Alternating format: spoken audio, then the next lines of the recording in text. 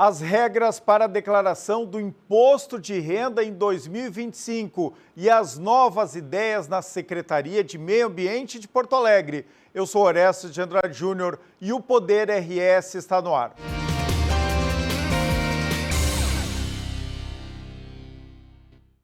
O Poder RS tem o apoio de BRDE Crédito para Inovar e Desenvolver, o BRS em defesa da advocacia e da cidadania. Quinta do Morgado, suco de uva pura, Quinta do Morgado, pensou em inovação, vem para a Ubra, o vestibular 2025 tá on, Armazém Bom Gado, descubra o verdadeiro sabor da qualidade, Vinhos do Mundo, que tem mais de 1000 rótulos em espumantes e vinhos para a sua adega, e Grupo PS, que está lançando o Marco Life Complex, um novo tempo no litoral norte, em Capão da Canoa. Deixa eu abrir o Poder RS chamando um recado do nosso Banco Regional de Desenvolvimento Econômico, o BRDE. Olha só.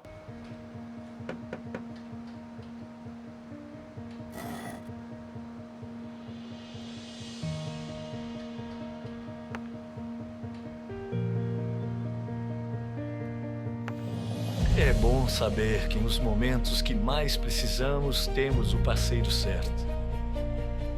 Ou mais de um parceiro, né, filhão? BRDE, o banco que está sempre um passo à frente, é o mesmo que está sempre ao seu lado. Pessoal, começou nesta segunda-feira o prazo para a entrega da declaração do imposto de renda referente a 2024. E agora eu recebo o superintendente da Receita Federal do Rio Grande do Sul, Altemir Linhares, para detalhar o que há de novo neste processo. Bem-vindo ao Poder RS. Muito bem, Orestes. Prazer estar aqui com você, trazendo orientação e informação para o contribuinte do nosso estado, né? Nesse momento em que a gente inicia a campanha do imposto de renda, desde dia 17, então, o nosso sistema já estão recebendo as declarações enviadas pelos contribuintes e a gente vai nessa campanha até o dia 30 de maio, que é o prazo previsto para esse ano. Antes de falar do imposto de renda, a gente tem uma breaking news aqui, né? Uma notícia muito importante do dia de hoje, desta terça-feira. O presidente Luiz Inácio Lula da Silva mandou para o Congresso Nacional finalmente aquele projeto que isenta quem ganha até R$5.000 de pagar o imposto de renda. Eu queria que o senhor desse mais detalhes sobre isso. Acabou de ser anunciado, então a gente ainda também não tem todos os detalhes do projeto de lei, mas é algo que o presidente Lula já havia anunciado na campanha eleitoral, o próprio ministro Haddad, meses atrás, já fez um primeiro anúncio, e hoje foi encaminhado ao Congresso Nacional esse projeto de lei que prevê uma isenção, né, para contribuintes que recebam até R$5.000 por mês, né, no exercício de 2026. É importante ficar claro isso, Orestes. Então, para esse ano não muda nada, gente, toda situação, as regras já estão estabelecidas. O imposto de renda sempre exige uma anualidade, né? Ou seja, que a lei seja no ano anterior para que se aplique no ano seguinte. Então, a proposta agora é para os rendimentos que nós vamos receber a partir do ano de 2026, de janeiro de 26 em diante, se aprovado pelo Congresso da forma como está, rendimentos até R$5.000 serão isentos. E aí vai ser feita na declaração de 2027. Exatamente, exatamente. Então, o que prevê o projeto de lei? Prevê que até R$5.000 é isento, não paga nada. De R$5.000 até R$7.000 terá uma alíquota reduzida, bem significativa. E a partir de R$7.000 por mês, aí é a tabela normal com todo, como é a de hoje, sem nenhuma alteração. Como é que é hoje, então? Quem ganha até quanto que paga imposto de renda? Ele começa em R$ 2.259, a alíquota menor que tem, até 2.800, tem uma alíquotazinha de 7,5%. Tá? 7,5%. Então, esse é o grande grupo de contribuintes que vai ser beneficiado. Rendimento mensal, né? Mensal. E aí vai até 27,5%, que são os maiores rendimentos. Então, é uma tabela progressiva, são cinco graus, né, graduação. Faixas, cinco graus. É justamente para que quem ganha mais pague uma alíquota maior. E o interessante... Ou seja, esse projeto é muito importante, então, né? Porque ele dobra, né, o rendimento ali das pessoas com a isenção do imposto de renda. E a proposta é mais interessante ainda porque ela traz um sentimento de justiça tributária, né? Porque a tabela do imposto de renda ela está praticamente congelada já há uns 10 anos. Há muito tempo. Nos últimos 2 anos, a gente tem tido uma correção para que ela isente até 2 salários mínimos, né? Que, inclusive, deve sair alguma coisa nos próximos dias para esse ano, depois que o orçamento for aprovado. Então, houve uma alteração, mas o grosso mesmo não, ela ficou depreciada, desvalorizada em relação à correção do período. Então agora façam uma correção disso, façam um ajuste, né? E isso vai ter um custo, segundo o governo tem publicado lá, em torno de 27 bilhões por ano para o governo federal, que vai deixar de arrecadar. Mas ele está buscando no mesmo projeto de lei uma forma de compensar isso, que é através da tributação mínima das altas rendas. Ou seja, aqueles contribuintes, e olha, observe, isso é importante, só serão impactados por essa tributação de alta renda contribuintes que têm uma renda anual acima de R$600 mil, ou seja, 50 mil por mês, o equivalente a isso, e que também essa renda seja originada de rendimentos isentos, né? São rendimentos de lucros e dividendos distribuídos pelas empresas, quais são sócios, enfim, que hoje é isento pela legislação. Então não é salário, né? Todo mundo que recebe salário, aluguéis, esses rendimentos tradicionais nossos que mesmo já que seja acima de 600 mil ano, não vai pagar nada além do que paga hoje. Exatamente. Então, rendimento tributário, tributável, que hoje a gente já paga imposto de renda, que já tem uma regulação, esquece, não vai ser impactado pela medida. Tá? Só será rendimentos que são isentos, que é basicamente lucros e dividendos, né? E que seja acima de 600 mil reais por ano, e ainda mais importante que isso, né? Que a soma da carga tributária desse contribuinte seja abaixo de 10%. Porque veja, você, nós pagamos aí no mínimo 20%, 25% de alíquota efetiva. Sim. Se você pegar o teu rendimento e ver quanto é o imposto de renda efetivo, vai ficar em torno disso, né? Não baixa de 20%. É alto, tá? Já vou reclamar aqui. É alto. É alto. E veja, essa compensação tributando a alta renda vai alcançar quem tem uma tributação abaixo de 10%. E o máximo será 10%. Ou seja, se um grande empresário que tem lucros e dividendos muito significativos... De R$1 milhão, vamos arredondar a conta. Exato, R$1 milhão. Quanto que ele vai pagar mais dos 27,5%? Ele vai ter que pagar mais até chegar a 10%. Até 10%. É. Paga os 27,5%. Normal, a tabela normal dele, do que for e aí vai tributado. pagar mais 10%? Não, até chegar aos 10% do 1 milhão. Então, até chegar a 100 mil reais. Nesse teu exemplo, ele vai ter que recolher um tributo mínimo de 100 mil reais por ano. Esse é o que está definido. Isso não é tributar, né, cobrar mais imposto dos grandes milionários do país. É alta renda. Pega mais gente. Se estima em torno de 140 mil contribuintes que estejam nessa situação. 140 mil contribuintes que ganham acima de 600 mil reais ano em índices não tributáveis. É isso? Exatamente.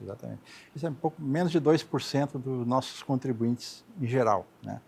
E isso vai beneficiar... como a gente vive num país pobre, né? A verdade é essa. Porque, veja só, esse grupo, passando a contribuir, com um mínimo, que é 10%, ele vai isentar 10 milhões de brasileiros que hoje pagam imposto de renda. Sim, veja como ele compensa, essa balança se equilibra. Então, por isso que se fala que é uma medida de justiça tributária. Ela está posta, está indo ao Congresso, é claro que o Congresso tem toda a capacidade e competência para fazer alterações, enfim, a gente não sabe exatamente como ela vai acabar sendo aprovada, mas está sendo dado o pontapé inicial aí para uma medida bem importante. É uma boa discussão, porque é algo que se falou muito no Brasil, né? De tributar quem ganha mais, isentar quem ganha menos, é uma questão de justiça social. E aquele empreendedor, né? Aquele empresário, grande empresário, que está gerando empregos, que está fazendo esse dinheiro se movimentar, ele não precisa se preocupar. E até importante, foi bom você trazer isso, Orestes, porque assim, veja a tributação no mundo. Nos países da OCDE, que é uma referência interessante para a gente ter, a tributação dos lucros, dividendos, a tributação é em torno de 40%. 40%? 40%, a carga tributária total. No Brasil, mesmo com esses 10%, se nós chegarmos nesses casos específicos em que esses contribuintes incidirão nesse acréscimo de chegar a 10%, nós vamos chegar em termos de 30%. Então, nós ainda estaremos com a tributação... Na verdade, 37,5%, porque esses contribuintes pagam os 27,5%, certo? Mas é 27,5% sobre uma base muito pequena, entende? Esse grupo hoje, nós temos um estudo que mostra que eles estão contribuindo com em torno de 2,5%, 3% do rendimento total. Enquanto eu contribuo com 21%, a grosso modo, esse caso aí que são alcançados por essa medida, estão contribuindo com 2%, 3%. Por que acontece isso, Altemir, essa diferença? Isso o presidente falou nos últimos dias isso, e eu não captei a mensagem, tá? Porque ele disse o seguinte, olha, os grandes, né, as grandes fortunas do Brasil pagam muito imposto, pagam pouco imposto de renda, ao contrário aí de uma classe média que sempre paga na alíquota máxima. Essa medida que está sendo a proposta hoje, ela vem dentro de um contexto maior que é a reforma tributária da renda. Porque a gente só falou da reforma tributária do consumo, né? Sim. O CBS que e é o que IBS tá que estão lá implantados, até porque envolveu o estados, imposto municípios, único, enfim. exigiu emenda constitucional, é todo um processo bem mais complicado. A reforma da renda, ela é só federal, é só o próprio governo federal que faz a gestão dela e pode ser implementada por leis ordinárias, a maioria das medidas. Então, estão sendo feitas muitas medidas para corrigir essas distorções da arrecadação, porque a nossa arrecadação, o nosso problema hoje no Brasil não é a carga tributária. Se nós compararmos com os países equivalentes à nossa economia, equivalente com a nossa, está tudo no mesmo patamar de 32%, 33% do PIB como carga tributária.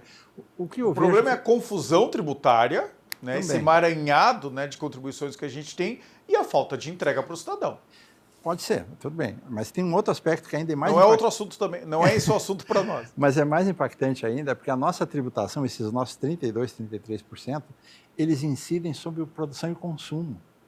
E aí todo mundo paga 32%, 33%. Entende? Esse é o grande problema. Então, as pessoas sentem mais essa carga isso que tributária. gera desigualdade. Gera essa sensação de carga tributária pesada. Porque enquanto na maioria dos países essa carga é mais distribuída entre a produção, consumo e renda, aqui a renda é muito pouco tributada. Então, essas medidas vêm nesse sentido, de corrigir um pouco esse rumo e a gente começar a ter um pouco mais de equilíbrio, até que no futuro a gente consiga ter uma alíquota de IVA um pouco mais menor, um pouco mais palatável, né? Porque nós estamos com uma previsão de uma alíquota bastante pesada aí nesse início. Vamos falar agora do imposto de renda, né, da entrega da declaração do imposto de renda este ano aqui no Brasil. Então começou dia 17. A mídia fez um certo estardalhaço, né, que começaria com um atraso. Então vi algumas manifestações que estão dizendo não, na verdade a gente teve um feriado de carnaval, né, que foi um pouco mais tarde, né, e não teve nenhum grande atraso. Então explica o que houve aqui. Teve atraso? Não teve, afinal? Em verdade, Orestes, assim, veja bem. Ao invés de começar a sexta, começou a segunda. Historicamente, a declaração do imposto de renda ela tem 60 dias de prazo. Sempre Certo. foi início de março a final de abril. Esse era o nosso histórico das últimas décadas. Nós começamos em 2021 com a declaração pré-preenchida e para isso nós não conseguíamos entregar ela no início de março. Jogamos para metade de março. Então começamos o prazo, não no 1º de março, mas dia 15. Dia 15. E aí postergamos, ao invés de 15 de maio, o final de maio, para ficar uma coisa mais razoável. Então, por isso é que nós migramos para 15 de março até 31 de maio. Esse ano, como o 15 de março era um dia não útil, era um fim de semana, então iniciou-se na segunda-feira, dia 17. Basicamente isso, eu não vejo... Ou seja, não teve nenhum atraso. Não, né? Não e não teve. deve- não E eu teve. vi títulos, manchetes em sites dizendo que o início da entrega da declaração do imposto de renda iria começar com um atraso esse ano. Fui ver, mas não tinha atraso nenhum, Não, né? em verdade não.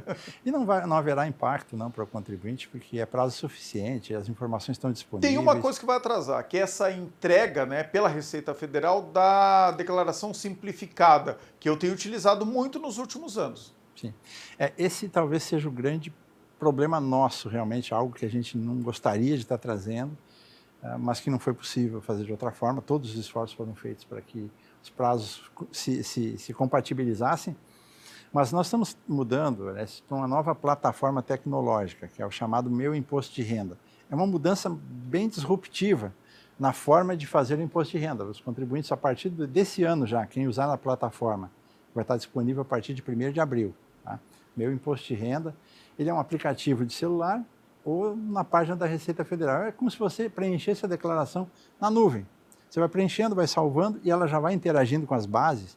Então, é um uso de um ferramental tecnológico e um uso de inteligência artificial que vai facilitar muito mais ainda o processo de preenchimento e entrega da declaração. Então, Vai ficar melhor ainda do que já era. Melhor do que essa já era. declaração simplificada. Então, essa mudança que está acontecendo, nós estamos bem numa transição. Então, essa mudança gerou algumas dificuldades tecnológicas e até de pessoal, que acabou impactando nesse prazo, a gente não conseguiu estar com ela disponível 100% no dia 17. Nós temos um atraso aí de 12, 13 dias, também não era nada Porque demais. a pré-preenchida vem dentro desse contexto, né? Esse meu imposto de renda, a pré-preenchida é uma estrutura dentro desse meu imposto de renda, por isso que ela está também com essa pendência. Eu diria assim, ó, hoje se o contribuinte for fazer a declaração dele, entrar no sistema da Receita Federal lá, fazer o login com GovBR, né, com a senha perfil prata ou ouro, ele já vai ter informações. A declaração, a pré-preenchida já está lá. A gente só está dizendo assim, ó, só no dia 1º de abril que a gente garante que todas as informações estarão lá. É provável que você entre, algumas ainda estejam faltando. Eu estou aguardando lá, estou aguardando. Vou mas esperar o dia 1º de abril. Mas é possível que até você entrando antes, dependendo do tipo de situação que você tem, rendimentos e despesas, já estejam todas lá. Vale a pena dar uma conferida. Vou contar uma coisa aqui, tá? No ano passado, eu perdi o prazo do imposto de renda, né? Eu, pessoa física, a gente teve enchentes, né? A Ubra aqui se transformou numa cidade, 8.000 pessoas, teve um adiamento, né, do prazo aqui para o Rio Grande do Sul. Eu perdi, né? As coisas foram acontecendo e eu perdi. No início deste ano eu fui regularizar e eu fiz tudo pelo site da Receita Federal. Então ele já me alertou que eu não tinha entregue no prazo certo, eu baixei a declaração simplificada, fiz um pequeno ajuste só na questão ali de planos de saúde, fiz esse ajuste, ele me mandou de novo, eu confirmei que estava ok, tem que pagar uma taxa, né? Quem atrasa a entrega, não é muito alta, mas é 100 e tantos reais. E o site da Receita já me deu a opção de eu descontar, né, do que eu tenho a receber como restituição. Eu autorizei a Receita a fazer isso. Olha, eu fiz todo esse processo em 10, 15 minutos, tudo pelo site. Então, parabenizar pela eficiência. Muito obrigado. E é justamente isso que a gente percebe, que a cada ano nós viemos trazendo inovações, melhorando a tecnologia do sistema para tornar mais fácil. Nosso projeto é esse. Nosso plano no futuro é de que você receba essa declaração pré-preenchida, faça uma checagem do que está ali, dê o ok e pronto, sua obrigação está resolvida. Então, muito próximo disso. Não está causando aí a perda de trabalho dos contadores, hein, superintendente? Não, acho que não. Os profissionais têm um largo campo de atuação. Tem muita coisa para fazer, né? E são contribuintes que precisam de assessoria, são contribuintes um pouco diferentes desse que consegue resolver tudo rapidinho com a pré-preenchida, né? O que tem de novidade, então, agora? Eu vi também que essa declaração simplificada, por exemplo, que pega só as contas, né, aqui no Brasil, instituições financeiras do Brasil, este ano já vai pegar do exterior. Exatamente. Então, a declaração pré-preenchida, ela traz informações variadas. E é até importante a gente colocar isso, aliás, porque ela não é uma informação da Receita Federal. Entenda isso, o que está lá na pré-preenchida são informações que terceiros prestaram para a Receita Federal. Ou seja, e não é com os detalhes, né? A Receita não recebe a minha movimentação durante o ano todo, recebe o meu saldo final, exatamente. Que é o que importa para a declaração. Exatamente. Você vai ter, as instituições financeiras enviam informações de todas as contas que você tem, teu CPF tem no sistema financeiro, com saldos dele em 31 de dezembro. Que é o que cada contribuinte deveria fazer, né? Quando a Receita não fazia esse trabalho, né, essa pré-preenchida, todos nós tínhamos que ir lá pegar esse extrato no banco e enviar para a Receita Federal. Exatamente. Então está encurtando o caminho, é um atalho. E evita erros, né? Porque você vê, você tem muitas vezes, você paga um aluguel, ou você recebe um aluguel, as duas situações. Então, existe uma declaração que as imobiliárias prestam, essa informação vai para a base e já vem para a tua pré-preenchida. Quando você abrir com o teu CPF, já vai dizer se você pagou aluguel, se você recebeu aluguel, quem foi que pagou, que pessoa física, pessoa jurídica. Então, a pré-preenchida, ela traz uma série de, quase todas as informações que um contribuinte normal, padrão, precisa. Evita fraudes também, porque tinha muito aquela história do recibo, né, do médico lá, porque tem desconto, tem isenção. Acontecia isso, né? Alguns médicos davam lá o recibo, te paguei, tive uma consulta, 500, 1.000, 2.000 reais, mas aí não declarava no seu imposto de renda. Hoje isso é impossível de fazer, né? O que o médico declara tem que aparecer lá dos contribuintes. Sim, isso é importante. O que o médico coloca no seu livro caixa, lá no Carnê Leão, que é o que ele faz mensalmente, né? Todas as consultas, tudo que ele recebeu e as despesas, ele faz esse cálculo para calcular o imposto de renda mensal, ele faz um sistema da Receita. Esse sistema já alimenta a base e vem para a pré-preenchida. Então, você já recebe essa informação. Mas, em relação à saúde, tem um negócio mais interessante. Esse ano nós implantamos o Receita Saúde, que é o recibo médico eletrônico. Então, a partir de janeiro, e é bom até que os telespectadores que estão nos acompanhando aqui prestem atenção. Porque essa é uma novidade. Qualquer consulta médica que for fazer, que você vai pagar para o profissional, você tem que exigir o Receita Saúde, é o recibo. Tá? E esse recibo hoje é eletrônico, ele é uma plataforma eletrônica da própria Receita, sem custo nenhum para o profissional, e você consegue acompanhar até pelo celular. Você consegue, no seu aplicativo da Receita Federal, você baixa ele ali, você vai ter todas as consultas que você fez. Já vai atualizando. Já vai atualizando, para saber se você pagou e ele emitiu o recibo ou não. Então é importante porque essa informação também vai para a preenchida do ano que vem. No ano que vem a gente já vai ter mais esse elemento a mais aí, com uma informação prévia para os contribuintes que forem declarar. que mais que vem de novidade pela frente em termos de imposto de renda?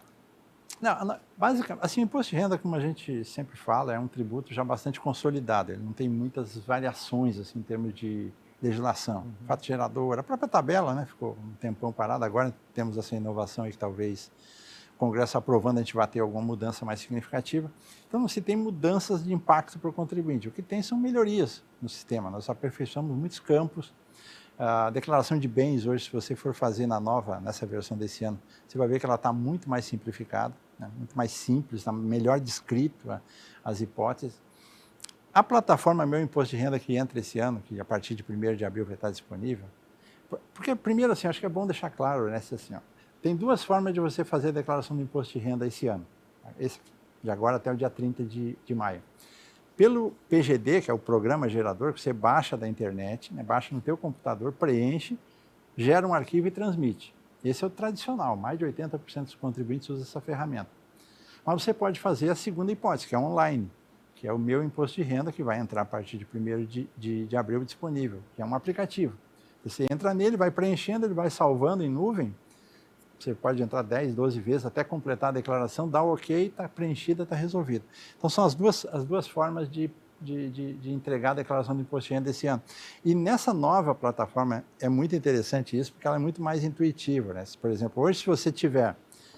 Eu tenho usado um exemplo bastante corriqueiro, porque muitas pessoas se identificam com isso. Tem um rendimento de aluguel, você tem um imóvel que você aluga. Você aluga... Você não sabe como enquadrar isso. Você começa a ler na declaração de imposto de renda, se é isento, é tributável, é na fonte, é pessoa física. A gente sabe que tem algumas dificuldades, alguns rendimentos, algumas despesas, elas geram alguma confusão para o leigo, né, para a pessoa que está do outro lado. O modelo novo, ele usa uma ferramenta do seguinte, você descreve, ele vai te pedir, qual é o rendimento? Aluguéis, ponto. Aí ele vai te pedindo, você vai abrindo em camadas, assim, aluguéis é de uma pessoa física ou de uma jurídica? É a física. A física reside no Brasil ou no exterior? Ele vai te trazendo esse detalhamento, você vai informando, no final ele te gera, abre o campo exatamente que você tem que declarar com as informações que precisa e com a tributação que vai impactar. Não tem erro, como errar. A gente não tem mais como... Então, isso... E fica intuitivo, que é o melhor, né?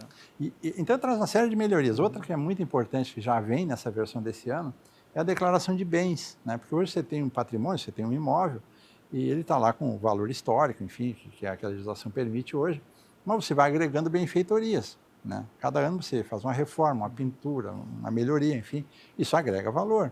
Você tem que incluir isso na declaração de imposto de renda. Só que vai dar para fazer isso? Agora você vai fazer essa nova ferramenta, ele não só faz, como ele acumula isso, e o dia que você for vender esse imóvel, ele vai trazer todo esse histórico de melhorias que você fez e vai atualizar o valor do imóvel. Perfeito. Para que se você tiver um ganho, que ele tenha, vai ser menor, vai ser o valor real. Né?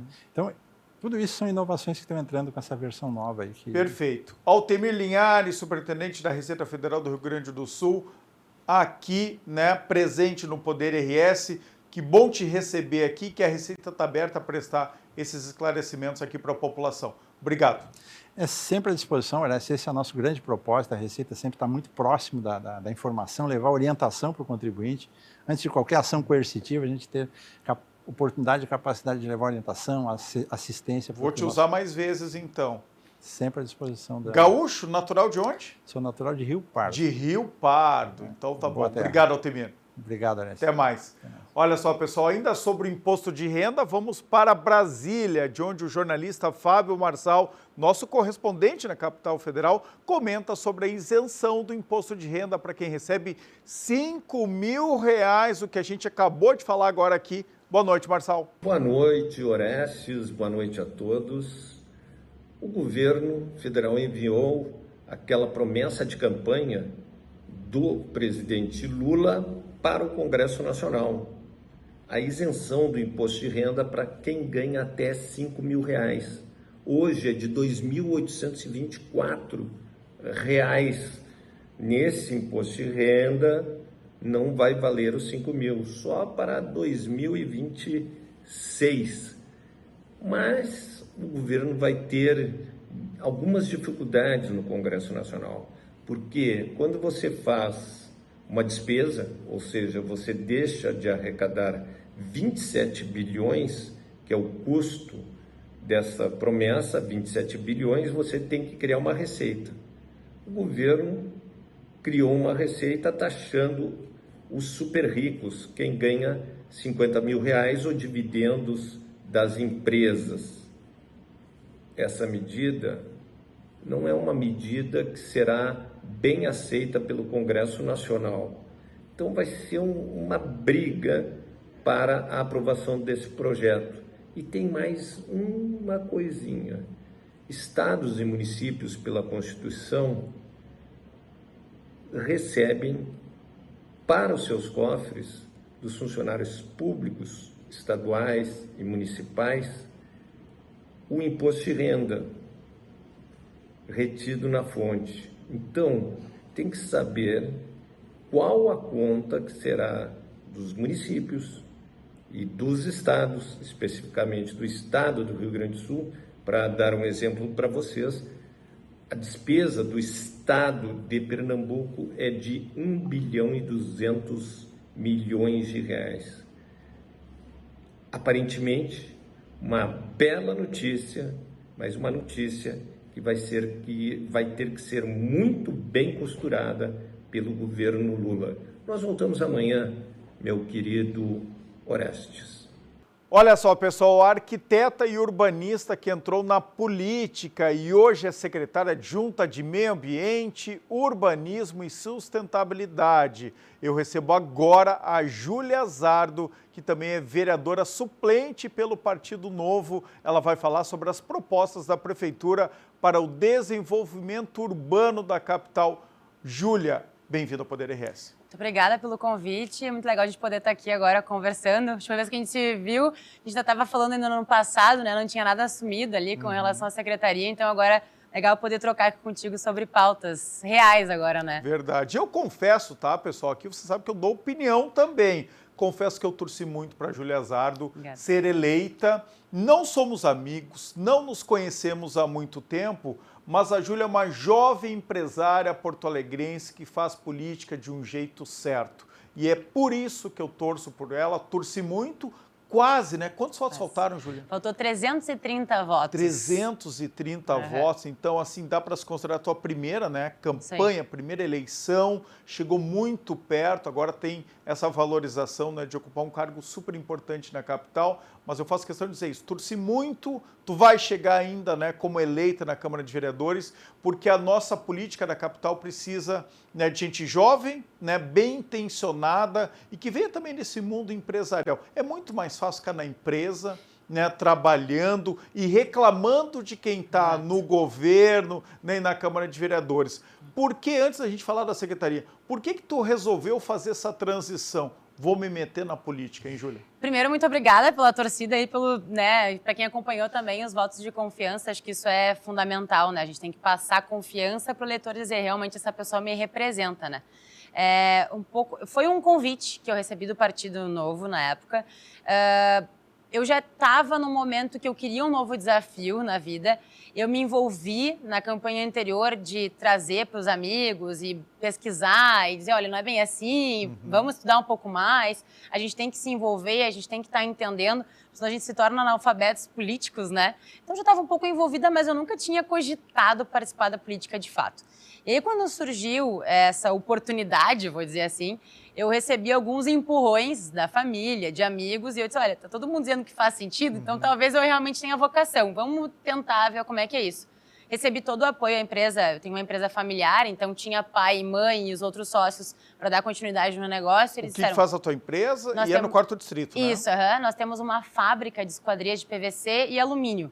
Então eu já estava bem envolvida aí nesse setor da construção civil, e estava junto com a família desde sempre aí, empreendendo, então conheço as dores, né, que é empreender diariamente, não só na nossa capital, quanto no Brasil. Então, hoje, o que eu defendo muito tem a ver com isso que a gente passa do outro lado do balcão, né? E aí veio, então, o desafio, eu vesti a camiseta por completo e disse, se é para fazer, dá certo. Eu não sei o que é o dar certo, mas vai dar certo.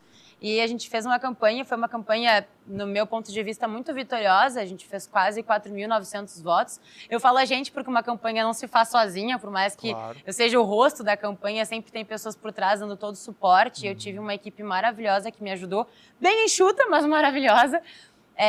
E o partido também, como um todo, né, deu esse suporte.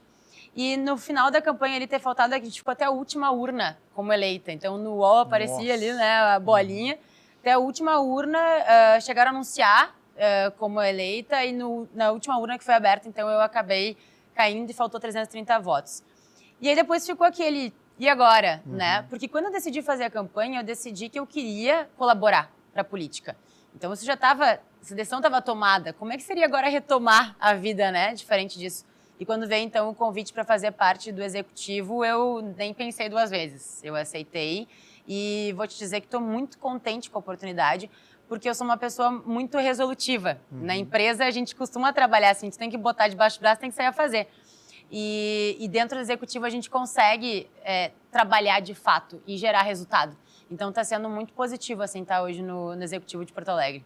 E o Partido Novo, né, que historicamente, no último mandato do prefeito Sebastião Melo, manteve uma posição de independência, ele entra agora no governo também com essa intenção mais propositiva, né, de colaborar com o executivo. E eu sei pelos bastidores do Partido Novo que tem muito a ver contigo, sabe? De tu estar ali na primeira suplência, de ter aceitado esse desafio de entrar para a política e agora querer colaborar de fato. Então me fala, essa entrada como secretária adjunta lá da Secretaria do Meio Ambiente, tem meu amigo Germano Brem, né, foi meu colega secretário no governo anterior, né, do prefeito Marquesan, foi escolhido porque ele é um cargo que a gente chama na política, né, um cargo técnico. Tu também é, né, Júlia? Tu não é política, tu tem um conhecimento técnico, o Germano tem dado essa continuidade que eu acho que é fundamental, né, para a nossa capital. Então, tu entra num time que já está entrosado. Como é que te receberam lá na secretaria? Foi ótimo. Eu vou dizer assim, eu tive uma experiência estagiando na Smurb lá em 2014, se não me falha a memória. E eu tinha um certo receio de, meu Deus, eu vou chegar lá na Esmamusa agora, eu vou ter aquela mesma experiência, né? Mas vamos lá, vamos encarar. E foi completamente diferente. O Germano conseguiu montar, eu sempre digo para ele, está sendo uma escola maravilhosa para mim, porque ele é um gestor fantástico, né? Então, assim, ele conseguiu montar um time dentro da Esmamus que as pessoas estão realmente engajadas na causa ali dentro. Então, eu fui muito bem acolhida, todas as dúvidas que eu tenho, o pessoal prontamente me auxilia, porque, assim, é um ecossistema que não para, né? E eu entrei ali, quem tem que se adaptar nesse sistema agora sou eu, e agora vira somar e contribuir. Mas eu preciso me adaptar a isso, então toda vez que tem dúvidas e eu chamo a equipe, o pessoal está sempre pronto para me auxiliar e somar também nesse processo, né? Então está sendo bem vantajoso. Qual é teu combinado com o Germano? O que tu vai cuidar na secretaria? Bom, a secretaria é muito grande, né? E tem algumas frentes que o Germano não conseguia atuar antes. Eu disse, Germano, por eu ter uma certa facilidade com isso e gostar, eu acho que também tem a ver com a gente usar as nossas próprias habilidades para isso, né? Então a gente se dividiu. A parte mais de comunidade, hoje a Esmamus, para quem não conhece muito bem a parte de atuação da Esmamus, ela trabalha na parte toda de meio ambiente, então cuidado com praças, as APPs, né, enfim, e tendo a limitação de hoje ter algumas divisões de atividades com a SMSURB, que é a Secretaria de Serviços Urbanos, então, por exemplo, poda, manutenção, isso tudo é lá com eles. Então a gente vai até certa parte e depois eles dão sequência.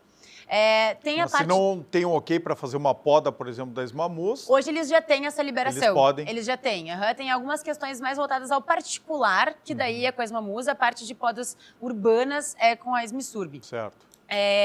E a gente, então, trabalha em conjunto. E a minha divisão com o Germano, a parte de comunidades, então o Melo vai muito ao Mais Comunidades, eu acompanho esse atendimento aos subprefeitos, que é muito importante que a gente tenha essa conexão, porque, assim, eles são os olhos do local, né? A gente, como arquiteto, urbanista, fala muito dos olhos da rua, eles são esses olhos das regiões, então a gente precisa estar próximo deles. Então, a partir de amanhã, eu começo, inclusive, uma ronda em todas as prefeituras de contato com eles, prefeitos de praça, que hoje a gente já tem aí uns 350 prefeitos de praça. Porto Alegre tem mais de 700 praças. Então é muita coisa realmente para cuidar. E aí, então essa parte de articulação com eles eu que estou fazendo e a parte de articulação com a Câmara de Vereadores também. Então essa parte mais com o público mesmo. Relacionamento institucional da secretaria e do governo também com várias pontas. Exato. Com o cidadão, com os vereadores. Isso aí. E o Germano cuida da parte mais técnica mesmo, até porque ele já tem um conhecimento fantástico, né? Então, ele cuida fazendo aquilo que ele já segue fazendo muito bem e eu vim para poder somar nessa parte. E um projeto também que eu quero vir a somar com a secretaria, que é um pedido do prefeito também, é a parte de educação ambiental. Hoje a gente tem um certo problema que é enxugar gelo em algumas frentes, né? Então, a população precisa estar inserida nesse processo. Como secretaria, executiva, até o legislativo, muita coisa é feita, mas o cidadão ele precisa colaborar com esse processo. Então, eu quero desenhar um projeto bacana junto com o time de educação ambiental também. Perfeito. Deixa eu te perguntar sobre o monitoramento da qualidade do ar, né? Que acaba de iniciar aqui em Porto Alegre. Sim. Era um projeto antigo, já o secretário Luiz Carlos de Inovação também falou comigo. Lá no governo anterior do prefeito Marquesan, a gente já estava com isso em vista, agora está entrando em prática na capital? Eu acho que o mais bacana que eu tenho acompanhado é que a Esmaús ela tem feito projetos de planejamento estratégico para a cidade. Então, como que o cidadão pode se precaver de algumas situações? Não a gente está só depois apagando incêndio ou agindo reativamente, né? E essa questão da qualidade do ar, ela vem muito voltada a isso. Porque é um projeto e a gente pensa, tem tanta coisa mais importante, mas vamos lá olhar isso estrategicamente, né? A gente consegue entender como que está a atuação da poluição na cidade e começar a ter estratégias que melhoram utilizando veículos que não são poluentes, indicando para a população cuidados que elas precisam ter, então, para se precaver de possíveis doenças. A Secretaria da Saúde acaba ganhando com isso também. Então, ela acaba sendo um trabalho preventivo que a gente está entregando para a população de Porto Alegre. Deixa eu te falar uma coisa, não sei se é pauta da secretaria, porque às vezes algumas coisas mudam na prefeitura. Questão da visibilidade, né, assim, dos outdoors, essa questão que tem muito a ver com planejamento urbano. Eu acho que nos últimos anos, assim, a prefeitura perdeu um pouco a mão disso, né? A gente tem uma poluição visual bastante grande, que é muito bom, tá? Porque pelas parcerias, não a poluição visual, mas as parcerias com a iniciativa privada, com essas empresas, deram um fôlego novo e repercutiram muito no mobiliário urbano da capital. Paradas de ônibus, né, modernas, feitas por essas empresas privadas. A gente também colocou placas em toda a cidade, né, placas com o nome das ruas, então a gente avançou muito. Mas até para essas empresas sobreviverem, né, não serem canibalizadas umas com as outras, é preciso ter algum controle. E eu sei que o prefeito Melo também está um pouco incomodado com isso, achando que a cidade está um tanto poluída visualmente. Isso está nas preocupações de vocês, Júlia? Sim, isso está dentro da Esmaús hoje, ela é uma das diretorias ali da Esmaús. Isso tem que fazer parte, sim, do planejamento urbano, entendo que a gente precisa atuar nessa região. Até agora, tu falando, eu me lembrei de um fato, né? Como empresária, outro lado do balcão, eu recebi uma notificação da Esmaús antes de estar no cargo, em virtude de uma placa que nós temos na empresa, até por uma falta de conhecimento nosso de que tínhamos que fazer esse anúncio, nós colocamos na parede da nossa fábrica uma placa indicando que ali era a empresa e eu recebi uma notificação.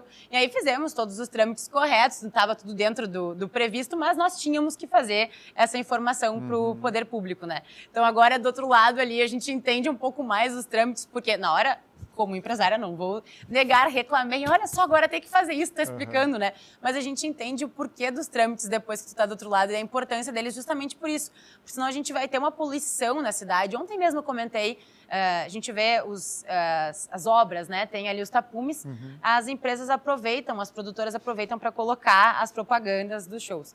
Como empreendedora, eu acho que é muito bom porque te ajuda a divulgar o evento. Mas como usuária da cidade, eu vou te dizer que não é a cidade que eu gostaria de ter. E como poder público, a gente tem que tentar chegar num equilíbrio desses dois pontos. Então, sim, isso... O aeroporto, os shoppings, agora estão colocando painéis eletrônicos dentro do terreno deles. Será que pode? Né? Então, assim, eu tenho dúvidas, porque isso acaba interferindo na paisagem urbana e, aliás, concorrendo com as empresas que estão do lado de fora. Exato. E eu vejo, essas empresas que estão do lado de fora, elas são, inclusive, uma oportunidade para o município de arrecadação sem que a gente onere a população. Por que a gente tem que pensar? Como que a prefeitura pode ser inteligente em formas de arrecadação sem que a gente aumente impostos para o cidadão no final das contas, né? E essa forma de publicidade na cidade é uma das possibilidades. Claro. Então, é preferível que a gente deixe isso, né, para o poder público poder fazer esse tipo de trabalho. E, além do mais, porque ele vai ter essa mão do equilíbrio de onde é o local correto, entrelaçado ao planejamento urbano, que agora a gente vai ter aí novo plano diretor, então isso também conecta, né? Então tu consegue chegar num equilíbrio um pouco melhor. Que é bom para todo mundo. Deixando bem claro que é a minha posição, tá? A gente teve avanços fenomenais nos últimos anos aí dessa parceria com as empresas, né, que tem essa característica, né, de colocar essa ambientação visual toda na cidade, né, a mídia out of home, né, assim que se chama, essa mídia externa, fundamental para o desenvolvimento da capital. Então, só tem que ter esse cuidado para que fique realmente sustentável para as empresas e que fique agradável para quem circula pela cidade. Júlia Zardo, prazer te receber aqui como secretária agora, né? Depois da eleição a gente falou, e agora, né? Qual é o teu futuro? Tu falou que talvez essa era uma das possibilidades, acabou se concretizando. Volte sempre ao Poder RS. Muito obrigada. E hoje, inclusive, como secretária em exercício, inclusive, o Germano está de férias, então tá no de momento férias. estou Ele como... tira férias, viu? Sim, não, tira férias, mas ele já disse, se precisar de qualquer coisa, tu me manda mensagem que a gente vai conversando. Ele não consegue ficar longe, não Exato, consegue. não, então hoje estou aqui como, de fato, secretária em exercício. E muito obrigada pela oportunidade. Obrigado, Pretendo voltar e, inclusive, deixar meus canais abertos para a população, qualquer dúvida, qualquer necessidade também, entrar em contato, porque é importante a gente poder ter esse contato próximo com a população, porque, afinal de contas, a gente está ali trabalhando por todos, né? Cita teu Instagram aqui, então, o teu e da Secretaria. O da Secretaria é @ismamuspoa e o meu é @zardojulia. Perfeito. Obrigado e bom Obrigada. trabalho. Obrigada. Aqualocos no inverno e no verão. Aqui não tem tempo ruim, tudo é alegria. Curtir o dia numa boa com toda a família. Aqualocos é pura diversão. Faça chuva ou faça sol, no inverno e no verão. É Aqualocos, yeah. Vamos a um rápido intervalo. Em seguida, vamos ouvir o prefeito de Caxias do Sul aqui no nosso estúdio Multi do canal Multi RS. Falamos sempre em nome de OAB-RS e também de BRDE, Crédito para Inovar e Desenvolver. Já voltamos.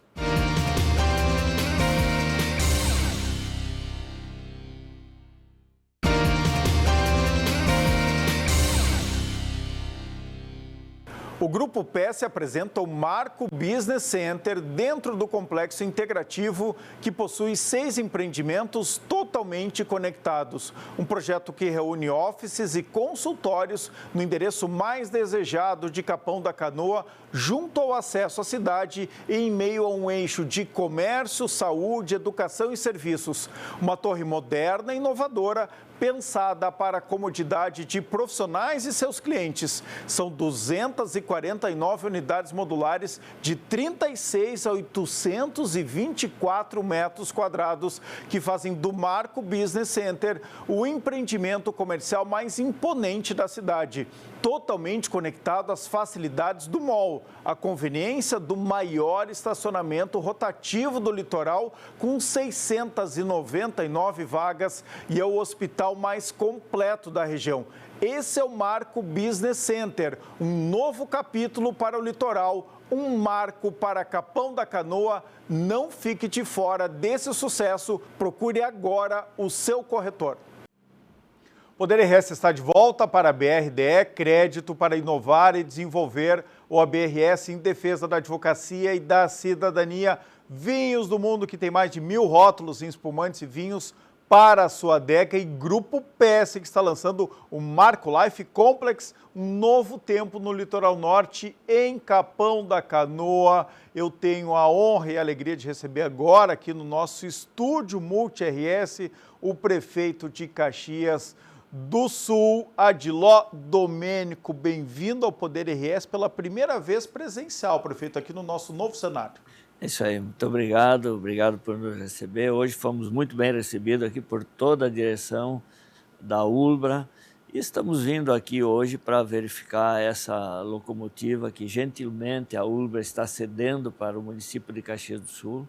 É um presente para aquela comunidade, tem uma importância muito grande, porque quando vieram para o Brasil, vieram 5 locomotivas desse modelo. 5 locomotivas desse modelo, que está aqui, inclusive, atrás do nosso prédio 16, exatamente, aqui do Multi RS, da Rádio Mix. Está aqui numa casa histórica também, que tem muito a ver, né, lá, sim, com os gringos, sim, né, com a imigração italiana de Caxias do Sul e da Serra Gaúcha, está ali essa locomotiva. Nós vamos mostrar imagens aqui agora, né, no nosso telão dessa locomotiva, e o senhor foi recebido pelo nosso presidente da Elbra, o Carlos Melk, por toda a diretoria, o Rui Irigaray também estava presente, sim, o João Melk também, né, do superintendente jurídico, e o senhor veio então para receber essa doação de volta, é isso? Exatamente.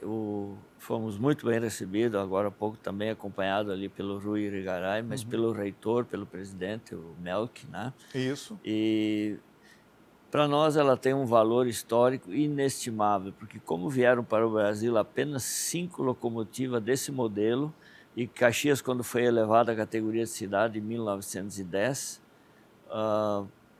uma das razões que Caxias teve essa elevação foi ter a estação férrea e a linha de trem de Caxias a Montenegro. E uma delas, seguramente, ela trabalhou nessa linha. A gente não tem como afirmar se foi essa ou foi uma outra, sim, mas é uma locomotiva igual a essa e possivelmente, queira Deus, que tenha sido essa, né? Então, eu diria assim que ela volta para casa. E para nós é muito importante porque essa região aonde era o complexo da estação férrea, ela está muito bem preservada. Nós temos aí, desde a caixa d'água, a estação férrea, a oficina onde faziam o conserto das máquinas, todo o conjunto de trilhos ainda preservado. E essa locomotiva ela vai ser colocada ali justamente para visitação. E o município está assumindo o compromisso de restauro dessa locomotiva. Ela está preservada, né?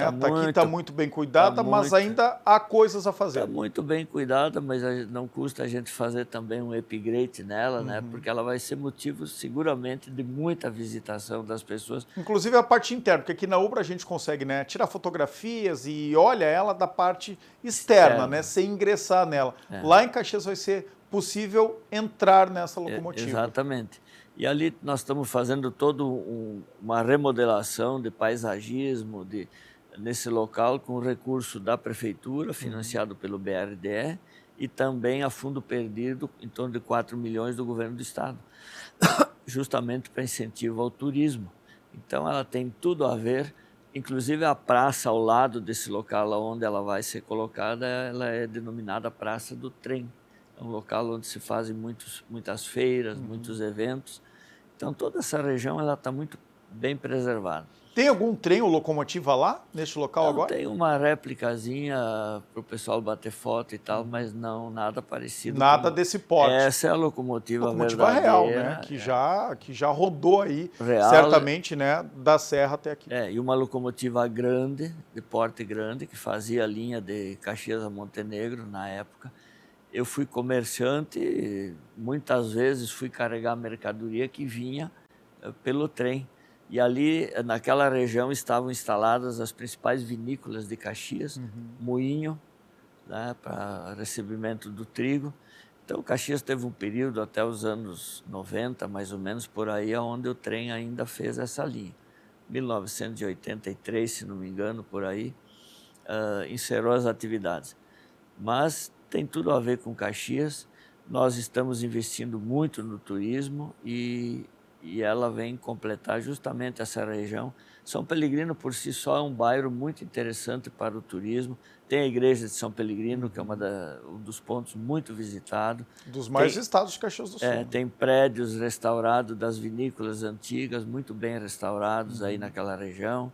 O Moinho Germani, onde esse visionário italiano, na época, ele instalou a primeira usina elétrica para ter energia para tocar o seu moinho, olha bem. Olha só. Né? Lá no Rio Tega, que hoje está sendo recuperado graças ao tratamento de esgoto que nós estamos fazendo e que tinha acabado virando num esgotão e hoje está voltando a ter vida. Esse Aristides Germani, esse visionário, ele montou uma usina hidrelétrica lá no Rio, onde ele tinha o moinho, ele já tinha um sistema de roda que tocava o moinho. Ele montou uma hidrelétrica e fez uma rede de transmissão de energia com uns 3 quilômetros mais ou menos, ou até um pouco mais. Um um empreendimento particular para tocar o seu moinho, que ele colocou ele ao lado dos trilhos aí na Estação Férrea. Então, um homem de muita visão, né? Olha a visão dele, há mais de 100 anos isso, né? Que loucura.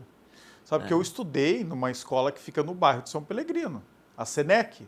Ainda continua lá? Sim, continua. Ainda continua lá. Né? Quando eu morei em Caxias do Sul, estudei lá. Prefeito, vamos lá. O senhor está com a agenda cheia hoje aqui, né, em Porto Alegre, em Canoas, tem que voltar ainda para Caxias do Sul.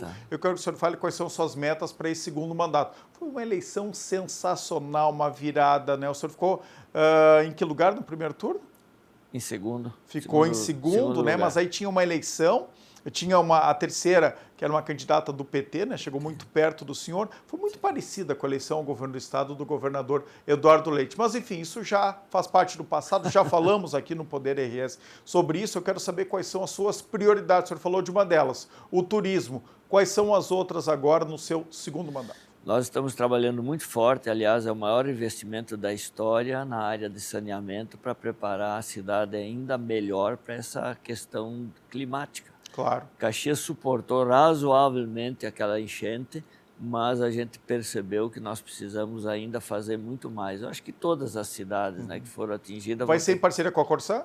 Não, nós temos uma empresa própria, que é o Serviço Autônomo de Água e Esgoto, SAMAI. Então vai ser um investimento da própria empresa e do município. Do próprio SAMAI. Nós estamos investindo também bastante na questão da mobilidade, com obras de infraestrutura que Caxias precisa, e essa questão do saneamento. A educação nós investimos muito no primeiro mandato, e a saúde também, estaremos implantando, já está em teste, telemedicina, que é um avanço muito importante para Caxias, já que nós somos referência para 49 municípios. O senhor foi apelidado na campanha eleitoral, vou ter que voltar um pouco, né? De prefeito Tatu, de tanto buraco que fazia em Caxias do Sul. O senhor vai continuar fazendo tantas obras lá na cidade? Eu acho que mais agora, porque aqueles que me criticavam por eu ter aberto muito buraco, acabaram, muitos deles vieram falar comigo e pediram desculpa. Nunca mais vou te criticar, porque graças ao volume de galeria, rede de drenagem, tanque de amortecimento de água da chuva, a cidade se defendeu razoavelmente. É verdade. Foi muita coisa. Naquela fatídica noite de final de abril e 1º de maio, nós tivemos um desmoronamento de proporções assim inimagináveis, que soterrou toda a nossa área de britagem, usina de asfalto, prédio administrativo, que inclusive vitimou o funcionário que estava lá para ligar a usina de asfalto. Então foi uma coisa assim, tivemos o risco de rompimento de uma barragem, foram momentos e dias trágicos para o Rio Grande do Sul, que seguramente de triste memória por muito tempo. Mas a gente tem que se preparar. Claro. E é isso que nós vamos investir muito ao longo desse próximo mandato, para deixar a cidade justamente muito mais resiliente, muito mais preparada. Com a natureza, a gente nunca pode dizer está resolvido, não tem risco. Isso não dá para dizer. Estamos investindo no aeroporto antigo, que serviu de corredor humanitário, e também trabalhando muito forte para conquistar as obras do novo aeroporto da Serra Gaúcha, que é lá em Vila Oliva. Vai vir esse aeroporto? Vai. Eu estive em Brasília semana passada, acompanhado inclusive da deputada Denise, e temos tanto por parte da SAC, Secretaria de Aviação Civil, quanto da Infraero, muita disposição para que esse aeroporto saia. Ele é uma alternativa para o Rio Grande do Sul, pode ter certeza. Obrigado pela presença aqui no Poder RS, por essa visita à obra. Não saiu aqui, né, de guaiaca vazia, viu, prefeito? Né? Tá levando uma locomotiva histórica lá para o povo de Caxias do Sul. A gente é muito grato à direção da ULBRA por essa gentileza, pela forma que fomos recebidos. E eu tenho um carinho muito grande pela ULBRA, porque dos 4 filhos, uma filha minha, a Bianca, é médica, que se formou, estudou e se formou na ULBRA. Se formou aqui. Fez residência aqui. Isso nos anos 2000 a 2008, então a gente tem um carinho muito grande pela ULBRA. Obrigado, prefeito Adiló Di Domênico, né, presente aqui no Poder RS, visitando a ULBRA. Sucesso no seu segundo mandato lá em Caxias do Sul e conte sempre com a gente. Muito obrigado. Olha só, pessoal, nossa comentarista de Finanças e Economia, Taíla Telequim, tem uma informação importante para as empresas que têm dívidas tributárias com a Receita Federal. Confere aí. e foi aberto um parcelamento relâmpago pela Procuradoria-Geral da Fazenda Nacional, a PGFN, que é válido para aquelas empresas que possuem dívidas tributárias com a Receita Federal de até 45 milhões de reais. Essas dívidas podem estar sendo objeto de ação judicial e é válido, inclusive, para aquelas dívidas que já foram objeto de parcelamento anterior, que acabou sendo cancelado, inclusive por falta de pagamento. Então, é um parcelamento bem interessante, que ele prevê a redução de multa e juros de até 65% e a possibilidade de parcelamento em até 114 parcelas. Mas atenção, ele é muito vantajoso, mas ele é válido apenas até o dia 21 de março. Então, ele abriu agora no dia 17 de março e é válido até o dia 21 de março. É apenas por uma semana de adesão, que é a chamada Semana de Regularização Tributária. Então, vale a pena fazer um estudo para aquelas empresas que ainda estão com dívida, regularizar a sua situação diante da Receita Federal e assim ter a sua certidão negativa de débitos e poder continuar operando normalmente. Na Ubra você tem um futuro com raízes sólidas. O vestibular 2025 está on. São mais de 30 opções de cursos presenciais, híbridos e EAD para você estudar com flexibilidade. E por falar nisso, sabia que você pode ingressar no curso dos seus sonhos por vestibular, nota do Enem, transferência ou segunda graduação? Aqui você tem condições de pagamento super especiais, com opções de parcelamento e financiamento exclusivas, além de descontos imperdíveis. Estude com equilíbrio entre a teoria e a prática, com uma infraestrutura que oferece a melhor experiência e ultrapasse fronteiras, com oportunidades de intercâmbio. Acesse ubra.br/vestibular e matricule-se. Ubra, nossas raízes são do Sul. Poder RS de hoje, pessoal, fica por aqui em nome de BRDE, crédito para inovar e desenvolver. Tenham todos uma boa noite e fiquem bem.